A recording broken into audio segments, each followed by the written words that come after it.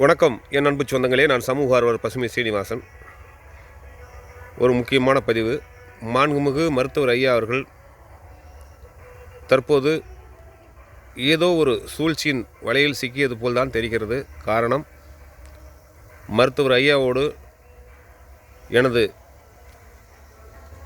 சிறிய வயது 8 வயதில் நான் மருத்துவர் ஐயா அவர்களை நேரில் சந்தித்து, அவர் அப்போது அரூர் அடிக்கடி வருவார். அப்போது வன்னியர் சங்கமாக இருந்தது. அந்த சங்க நிகழ்ச்சிகளுக்காக ஐயா அடிக்கடி அரூர் வருவார். அப்போது அந்த 8 வயதிலே நான் வன்னியர் சங்கத்தில் இணைந்து ஐயாவோடு கைகோர்த்தேன். தொடர்ந்து கட்சி ஆரம்பித்தார்கள்.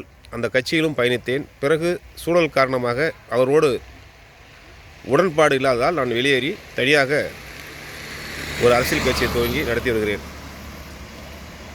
இன்றைக்கு தமிழகம் முழுவதும் இருக்கக்கூடிய ஏறத்தாழ 2.5 கோடி வன்னியர்களின் காவல் தெய்வமாக மருத்துவர் ஐயா அவர்கள் இன்றைக்கு வரை விளங்கி வருகிறார். அதில் எந்த மாற்று கருத்தும் இல்லை. எப்போதும் அவர்தான் இருப்பார். அதிலையும் மாற்று கருத்து இல்லை.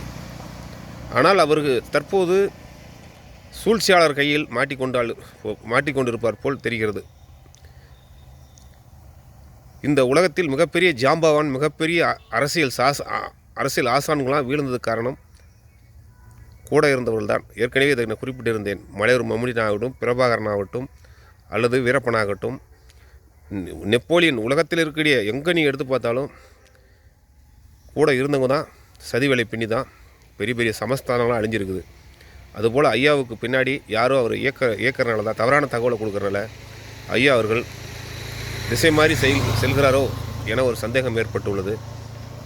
குறிப்பாக திமுக என்றால் ஆரம்ப காலகட்டத்திலிருந்தே அது நமக்கு எதிரான ஒரு நிலைப்பாட்டை கொண்டவர்கள் தான். தொடர்ந்து அந்த காலத்திலே சூரியன் சின்னத்தை படையாச்சார் அவர்கள் வைத்திருந்தார். அவரை கட்சியில் இணைத்து அந்த சூரியன் சின்னத்தை இவர்கள் கைப்பற்றினார்கள். அடுத்தபடியாக விழுப்புரத்திலே நடந்த மாநாட்டிலே முதலாக மஞ்சள் துண்டை மருத்துவர் ஐயா அவர்கள் கலைஞருக்கு அணிவித்தார். அதை கடைசி மூச்சு அவர் இறுதி வரை அந்த துண்டை அணிந்திருந்தார். இதெல்லாம் அவருக்கு கொடுக்கப்பட்ட நம்ம இந்த சமுதாயத்தால் கொடுக்கப்பட்ட ஒரு விஷயம். அதேபோல் கலைஞர் இறந்தவுடன் அவர் மெரினாவை அடக்கம் செய்ய பல்வேறு வழக்குகள் வாபஸ் பெறப்பட்டது. அப்போது எடப்பாடியார் அவர்கள் 3 ஏக்கர் நாங்கள் எங்கே ஒதுக்குறோம், ஓமந்தாரர் பக்கம், இல்லை மெரினாவிலே தான் அடக்கம் செய்ய வேண்டும் என்று கூறினார்கள். கடைசி வழக்கு பாமக பாலு அவர்கள் போட்ட வழக்கு. இதை வாபஸ் பெற்றால் மட்டுமே அங்கு அடக்கம் செய்கின்ற ஒரு நிலை. அப்போது எப்படியாவது ஒரு அடக்கம் செய்துவிட வேண்டும் என அன்புமணி அவர்களை தொடர்ந்து அவர்களை வற்புறுத்தி மாலை 5 மணி அளவில் அந்த மனு உச்சநீதிமன்றத்திலிருந்து வாபஸ் பெறப்பட்டது. அதனால்தான் அன்றைக்கு அவருக்கு அந்த இடம் கிடைத்தது. 21 வன்னியர்கள் உயிரிழந்து இடஒதுக்கீடு போராட்டத்துக்காக வன்னியர்கள் உயிரிழந்தார்கள். அதில் 108 ஜாதிகள் கோர்க்கப்பட்டது. அதிலும்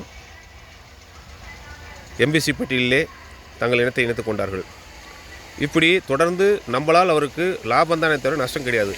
அப்படி இருக்கும்போது 10.5 மாண்புமிகு தமிழ்நாடு முதலமைச்சர் அவர்கள் அன்றைக்கு தினம் 10.5 ஒதுக்கினார்கள். உடனடியாக டெல்லி வரை சென்று அதை தடுத்து நிறுத்தியவர்கள் திமுககாரர்கள்.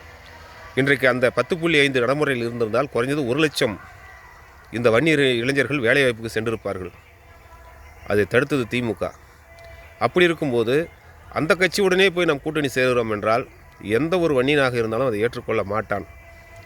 மனசாட்சி உள்ளவன், மனசாட்சி விற்றவர்கள் வேண்டுமென்றால் அதை ஏற்றுக்கொள்வார்கள். ஆகையால் அவரிடம் நான் பயணித்தேன்.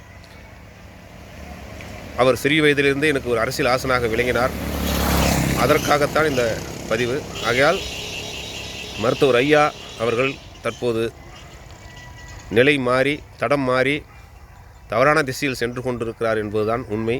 ஆகையால் அவர் தன் தவறை உணர்ந்து இருக்கின்ற காலகட்டத்தில் இந்த மக்களுக்கு மேலும் எதிர்ப்பு வராமல் மேலும் தொடர்ந்து ஐயா அவர்கள் பயணிக்க வேண்டும். அவர் நீண்ட ஆயுளை பெற்று அவர் வாழ வேண்டும் என ஒட்டுமொத்த சமுதாயத்தின் சார்பாகவும் எங்களது கட்சியின் சார்பாகவும் ஐயா அவர்களுக்கு நீண்ட காலம் வாழ வேண்டும், அவர் திருந்தி வர வேண்டும் என இந்த நல்ல நேரத்திலே கோரிக்கை வைக்கிறோம். நன்றி.